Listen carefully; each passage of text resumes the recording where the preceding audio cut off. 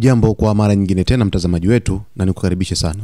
Jeshi la wanamaji la Yemen limetangaza kulipua meli ya mizigo Maenevra Gachi kwa kombora la cruise katika Ghuba ya Aden, likieleza kuwa mmiliki wa meli hiyo alikiuka marufuku ya kuingia kwenye bandari zinazokaliwa kwa mabavu na Israel.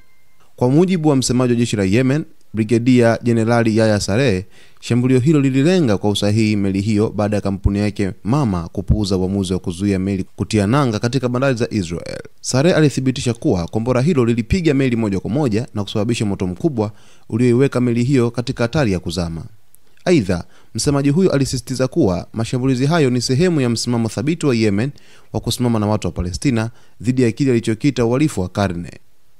Aliongeza kuwa operesheni za kijeshi za Yemen zitaendelea hadi uchokozi dhidi ya Gaza utakapoisha na mzingiro uliokandamizwa Palestina utakapoondolewa. Saree pia alitangaza kuwa mzingiro wa baharini dhidi ya Israel katika Bahari Nyekundu, Bahari ya Arabia, Bab al-Mandeb na Ghuba ya Aden unaendelea kikamilifu.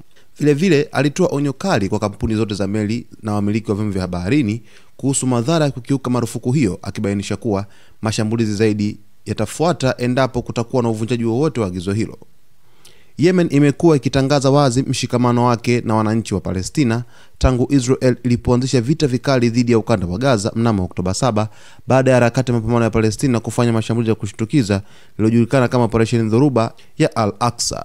Mtazamaji, wa Houthi wanazidi kufanya mashambulizi katika maeneo yote ya Ghuba ya Aden na Bahari Nyekundu na maeneo mengine yote katika ukanda huo wa bahari kwa ajili ya kuweza kulipiza kisasi kwa kile kilichokiita uhalifu wa Israel dhidi ya raia wa Palestina. Kwa hiyo mashambulizi haya yanalenga kwa ajili ya kuweza kulipiza kisasi kwa kiasi kikubwa na kufanya shinikizo dhidi ya Israel kuacha kile ambacho anakifanya katika ukanda wa Gaza.